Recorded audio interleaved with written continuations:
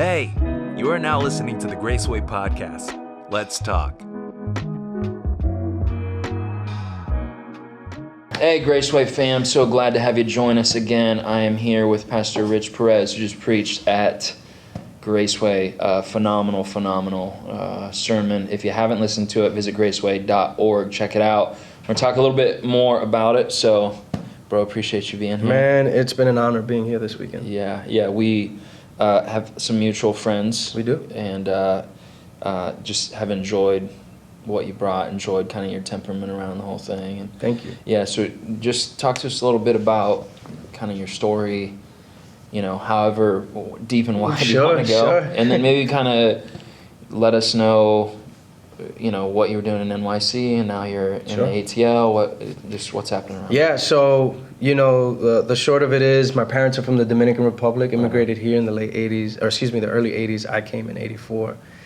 And I think I'm the product of a lot of different things, man, like New York City, inner city culture, right.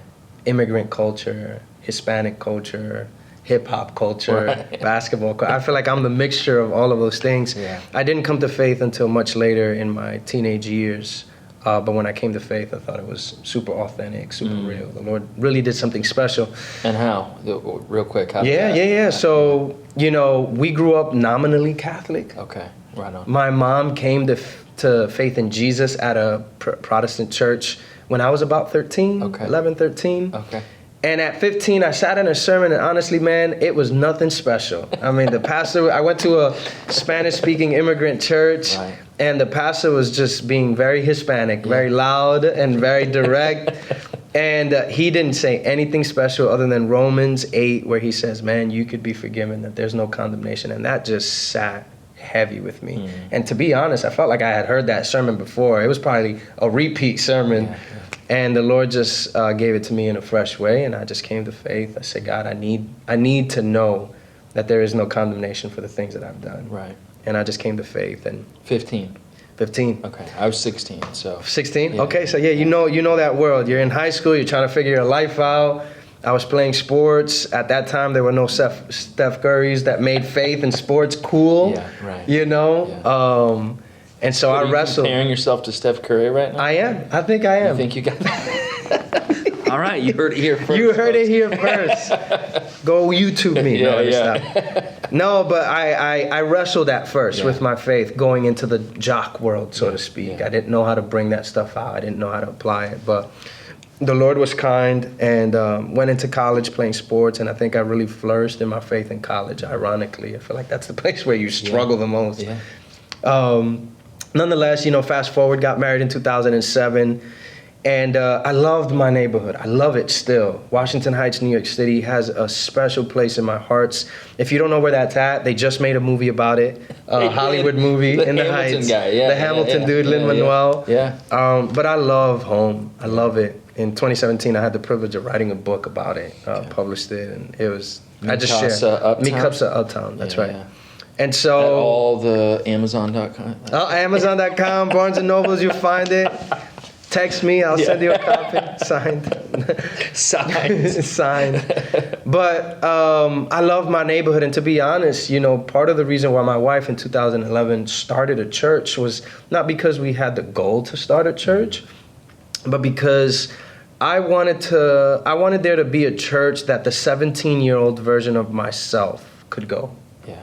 And I love the church that I grew up in, but they were not focusing on that intersectional demographic that I was raised by.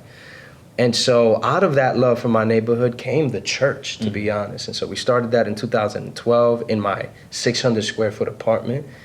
And 600 square foot, we didn't think much of it. That was just what we did, you know. Me, my wife, and my 2 kids, and we were there. But that just ballooned from 1 small group to 3 in a matter of 3 months.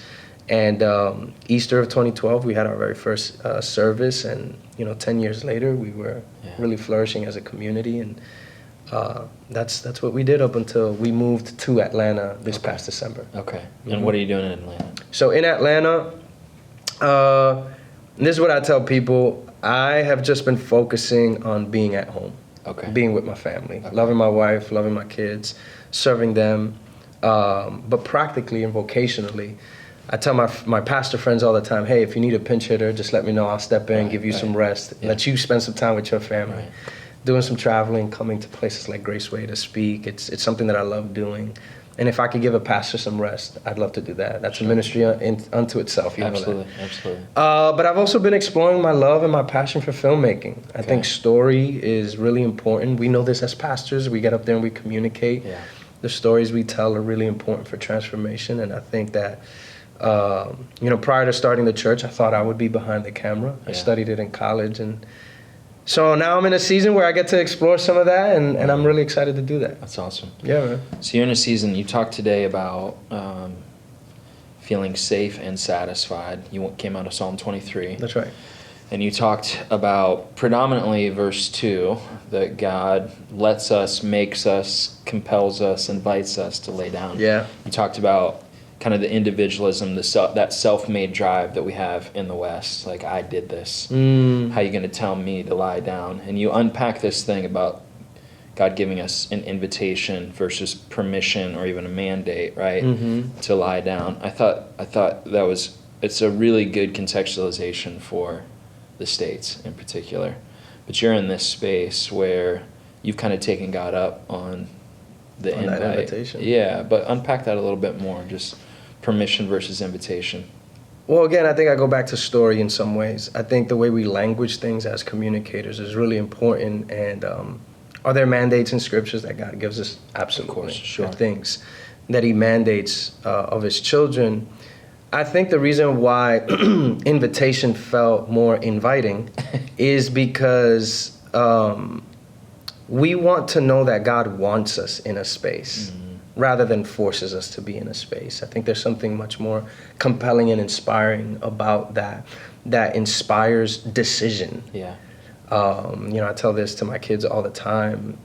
I want to create a space that inspires them to choose obedience, not just mandated of them. Yeah. Because I want the intimacy that we share in that space to be true and authentic. That's going to be a little sloppy. It's going to be a little messy. But I think permission, God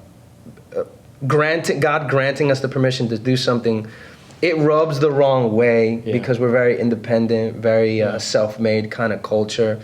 And, coming from the family that I came from, the Caribbean, Dominican Republic, I come from a part of the world where the philosophy is community, not individualism. Yeah. And, being in the States, this, we're very individualistic minded. That could serve us in some ways, but in other ways, and when it comes to our faith, it could be a real obstacle because, things like Philippians 3 and 4 could be a real challenge to say, well, but, those are my interests. These are my freedoms. And I'm like, well, God reminds us that our freedoms have a destination, and the destination of our freedom is love. Yeah, absolutely. And so I think that the upbringing I had helped me to appreciate the value of community, and what happens to me happens to those that are around me, whether it's a win or a loss, whether it's a victory or a grief. Right. A burden or something that I carry that I'm excited for. All of that affects the community in one way or another, whether we like it or not, whether we have an individualistic mindset or not. And so I think God wants, there's something, if I could put it this way, something Eastern about our faith. That says, this is a community. Right. God desires to build the people. This is why he says, pray this way, our Father. Not right? Not your Father. And so invitation it opens us up to that a bit more, rather than saying, well, God gave you the permission to lay down. It's like, no, God invites you to something because it says something about God and what he desires. And so I think the psalm was moving in that direction for me. So let me dive a little bit more into that, because you're in this space where we just said you took God up on the invitation. I said, what are you doing? You said, I'm trying to spend time with my family. Right? Slow down, feel deeper, create, all of those kind of things. So if you think that God isn't telling us to lie down, but he's inviting us to lie down, a lot of us still struggle with that. Call it whatever you want, man. I have a hard time lying down. So 100%. Unpack for me, what do you think keeps people from taking him up on the invitation or obeying, however you want to say it, lying down. To put it simply, I just don't think we believe that we're worth more than what we produce. Yeah, sure. I just think we have a hard time believing that to be true, especially as Westerners. Yeah. Especially as people who reap the benefits of their work. Yes, absolutely. Yeah. It's really hard to believe that you could be worth more than what your hands make. Yeah. And coming from New York, I said this in the sermon, we're known as the city that never sleeps. And for a long time, I took pride in that. Yeah, right. Yeah. And then as I started to grow in my relationship with God, as I started to be confronted with my limits and my needs, I realized, guys, I don't know if we should be proud about being the city that never sleeps, because what it really means is that we're the city that's never satisfied. Yeah. We're always working. We're always moving. New York City gets the bad rap of that, but really I feel like that's somewhat of an American thing. Agreed. And so I think that the biggest challenge is believing that you're worth more than what you produce. And God is saying, I need you to know that you're worth far more than what you can create. In fact, whatever you create, I don't need. I desire, but I don't need. Yeah, right. And I think once we can realize that we're worth more, then laying down, resting wouldn't be as terrifying. And why do you think people don't realize their value? Yeah. I don't think that most of us are in environments that encourage that affirm that. Yeah. You know this as a leader, like you become what you celebrate. Yeah, sure. You become what you celebrate. When you walk around, you see your leaders and they're not being celebrated by you, then their work will show it. Yeah, right. You know that, right? And so I think that we're not in environments that affirm that we are worth more, by the sneers or the snickers that we make, like by, oh, okay, so you didn't finish this work, or hey, why don't you have a job, or hey, why are you taking a day off, or hey, no days off is what people say. Right, it's like, okay, sleep well, when you're dead, sleep when you're dead. Those kind of phrases are like, okay, geez, if I want to be celebrated, then I better make sure I'm working hard. Yeah. And, obviously there's a lot of nuance there. We should be working. God's called us to good work. But I think ultimately we need to realize that the destination of this spiritual journey is what Hebrews 4 calls the ultimate rest. Yeah, right. We're gonna be really surprised when we get to the paradise and realize that what we're gonna do all day is essentially nothing. Yeah, sure. In some ways it's nothing. It's just to praise God. And we're like, wait, where's the work? That's how I defined myself all throughout my life on earth. But it's like, you didn't create moments to Sabbath. You didn't create moments. Sabbath isn't about inactivity. It's about reminder. Yeah, right. Hey, you're worth more than your work, man. Yeah. Take a chill. Yeah. So yeah, that's good. I feel like our environments don't affirm that. Yeah, that's good.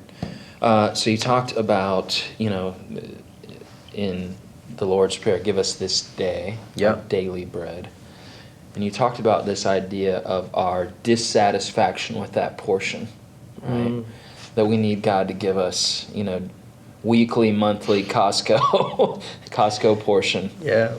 And you told this story about this guy that came to your church, and you made, I'm going to butcher it a little bit, but you made this statement that God doesn't provide. He does provide, but his real intent is for us to enjoy his company. He feeds you with bread. He satisfies you with his company. Yeah. And so unpack that a little bit more for us. I've went to school and all those kind of things. I've never heard anybody work that angle on that. He satisfies you with his company. So you got me chewing on that. So help me think further through that. Well, the truth is, I think I'm still chewing on it. Yeah. Experientially, I'm still chewing on it because, especially growing up Catholic, I prayed that all the time. Yeah, right. I prayed it all the time. But you know what? I don't think it had any bearing on my life when I prayed it. Yeah. Even as a Christian, as a Protestant, I didn't really think that daily bread was anything crazy. But I started to realize how unsettling that is. Yeah. If I just gave it a little bit of thought and be like, daily bread, well, wait, what about tomorrow? Yeah, right. What about the week after? Yeah. What about the month? That's a little unsettling. And so I think the biggest challenge that you and I, and perhaps all of us as Westerners face, is we don't think in days. Right. We think ahead. Yeah. We think ahead because that feels safe, that feels secure. And I made this brief statement in the second service that I didn't in the first, but it was like abundance. Being in the land of abundance is a little confusing. That's, brilliant. It's confusing because when you live in abundance, lack is not only surprising, but you get used to having your stomach full. Yeah, you do. And you get used to having your cupboard full. Yeah. And you're like, wait a second, I got all I need. Yeah. It's just like, wait, no, you thought that having all of this gave you what you needed? Right. You missed it. Yeah. And so I think the biggest challenge is that we, again, I think as Westerners, we work toward having all the things that make us feel safe. In fact, to go to Costco, and again, there's a lot of nuance here, so I want to make sure for anyone watching, there's a lot more to unpack here. I don't think you should stop meal prepping. I think meal prepping is good. It's wise. Like, I'm not telling you not to meal prep, but I think to go to Costco in some way is to organize your life in such a way so that you never hunger. Yeah. But I think hunger is good. Yeah. I think it creates something. That's why we fast as Christians. We create seasons of fasting. But I think that's our biggest threat. Yeah. It confuses us to believe that we have all that we need. But God says, I'll give you today's portion. Let's just sit and eat. Yeah. Let's just sit and eat it together. Yeah. I'll feed you with bread, but you're going to leave here satisfied because of the company you shared with me. Yeah. And you know what, brother? I'll see you tomorrow. Yeah. We'll do this again tomorrow. Yeah, and the Costco is not the point. You're just kind of picking up a cultural artifact, right? And saying, what is this? Yeah, go make your Costco runs, man. Meal prep. It's all good. Do your thing. But, just bear in mind, it's the same thing with wealth. Yeah, for sure. It's the same thing with wealth. Ain't nobody saying you can't have a few properties. Ain't nobody saying you can't have wealth. Yeah. But don't be confused that the storehouses you have will leave you satisfied. That's right. Yeah. Use it. Yeah. Use it for the kingdom. Yeah. Meal prep, brother. Yeah. Do your thing. Yeah, and if you have those things, be thoughtful about why you wanted them and their effect on you. Why you wanted them. Yeah. We talked a little bit about that this weekend, but yes, why you wanted them. Yeah, it's good. Yeah. It's really good. Okay, so last thing you talked about, you defined a safe place as the place where you can be yourself without the concern of a loss of connection or intimacy. Yeah. Which is a great definition. So tell me, for you, what unpack that a little bit more. What does that feel like to you? You know, you're an artist, so paint a picture for me, right? Yeah. Describe the movie script to me here. What does that feel like? And then if somebody either wants to create that or wants to be in that, give us some practical things. Yeah. What are the kind of the pillars that hold up a safe environment? Well, I said this weekend to the young adults, we talked a lot about breakthrough. At least, the worship leaders, kind of put that out there. And I said, hey, breakthrough is always around the corner. Right. But it will often be on the other side of honesty. Yeah. You've got to be honest. Right. Otherwise, what impact will God have on a person that's being dishonest about their situation? Yeah. Right? The woman at the well needed to be honest about her life. And a lot of times, I just hold that. No, please. A lot of times, this is the reason that it's also on the other side of suffering, because That's right. suffering produces honesty. And honesty, to some degree, is to suffer. Exactly. To be honest, for me to share with you all of the things that I need to be honest about, gosh, that's like an internal struggle. It is. There's an intersectionality between the two for sure. 100%. Yeah, so God leads us into valleys to strip us of our masks, right? Yeah. To bring us to a space. No, of 100%. Yeah. And so I think that breakthrough is going to be on the other side of honesty, and as you mentioned very well, like it is also on the other side of suffering. Yeah. And so it's like birth. Yeah. Neither of us have given birth, but we've seen our wives. Thank you. We have not. But we've seen our wives. We've seen the our most amazing strength, human feat of strength. And Jesus talks about this. He says, this is like labor pains, but nothing compares to the joy of holding that child on the other side. True. So, anyways, I think that,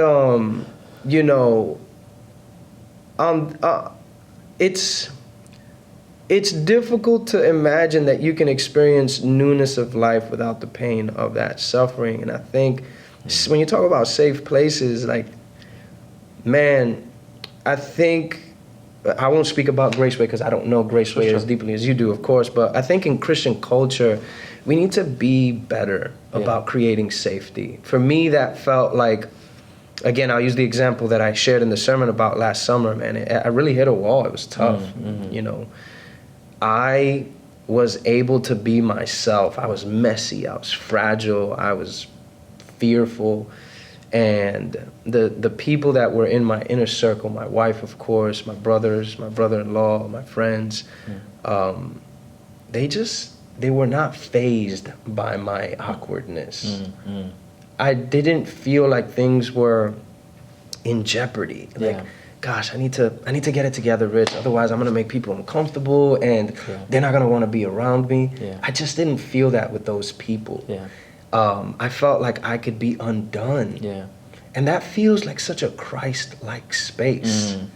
To be in a space where you can be undone. I mean, I think about the woman weeping at the feet of Jesus. There was nothing put together about that woman. And Jesus... No flinch from Jesus. No flinch. Nothing. In fact, he highlighted her as the model. While the rest of the room While the flinched. rest were like, yo, what is happening? I think about that woman. I think about the woman that hemorrhaged for 12 years. You know, she was ostracized by society. Financially, she felt the impact of her ostracizing. And she said, man, I may be putting people at risk walking through this crowd. You know, like, she could put people at risk. You know, that's like COVID. Like, man, where's your mask? You know what I'm saying? Like, all that stuff, wherever you land on that stuff. But she said, I don't care. I need to get to Jesus. And you know what? Jesus was on his way to heal another girl, Jairus' daughter. He was actually busy, but he stopped. He stopped and he attended to her. And so I think that feels like a very Jesus space, to be unfazed. Practically, how does this look? Confession is a big part of this. Confession is a big part of creating hospitable spaces and safe spaces, because one of the things that I think we have to do is change the language. When someone comes and they confess something to you, you know those spaces, somebody says something and you're like, oh gosh, I didn't know he was going to be this honest. Like, this is awkward, dude. Or he starts crying and you're like, oh man, I'm not ready for this. I mean, I think the first thing we should do is normalize people being undone in our Christian spaces. Like, hey man, people want to say some things that are going to like make you feel awkward, but press through it. Be okay with it. Normalize that. People been through some stuff. You've been through some stuff. If you were totally honest with some of the things that you're going through, people would probably feel the same way. Normalize people saying awkward things. Normalize people saying things that make you feel super uncomfortable. The second thing is the language we use. You know, I think we got to stop calling people that have gone through some things as the fallen. I think that creates a barrier. And it doesn't feel safe for the people confessing. We want people to confess their sin so that it would lead them to repentance, so that it would ultimately lead them to healing. That's not going to happen if they don't feel like they could actually share themselves with you. We've got to normalize people saying some really wacky things. And we've got to stop calling people fallen or ostracizing them because they've gone through something, you know, that your society would have deemed taboo, or that church culture would have deemed taboo. And then secondly, man, I think putting ourselves in the position of those that have also gone through some things. Like, yo, man, we're not that different. We're not that different. We've gone through some things. And practicing the discipline of confession, and maybe perhaps switching the lens. Like, confession is not this deeply revered thing that only happens with a few people and in front of a few people. Like, confession is sacred, but it can happen among brothers and sisters. We need to normalize some of that stuff. I think you tell me if you agree or disagree here. I think we always want a safe place. But very few of us want to be a safe place. 100%. I agree with that. And really, spiritually, relationally, societally, like attracts like.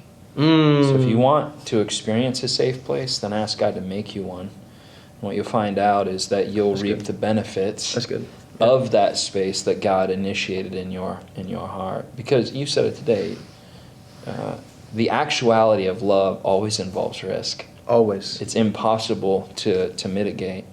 And the same thing is true about the type of spaces that we all crave, the type of spaces that we all aspire to, is that I always want you to go first.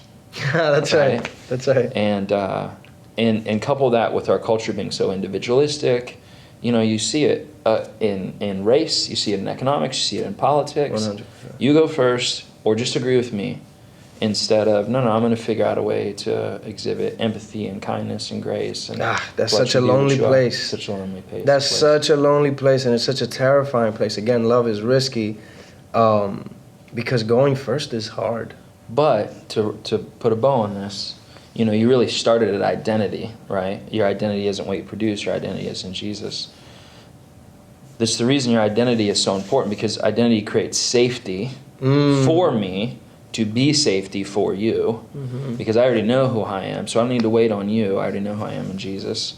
And really, the Christian community, I would love to see us this is the magic of that. If we could reclaim our identity in Jesus, we really could be less uptight about other people's brokenness, because we would know who we are. We would remember who we were before Jesus. And so when somebody walks into the church house not looking quiet or acting quiet or saying quiet right, yeah, man, there's no flinch. I know who I am. I know who God is. I know what God has for you. So you do you. You're safe here. And let God do his thing, and be patient in that, right?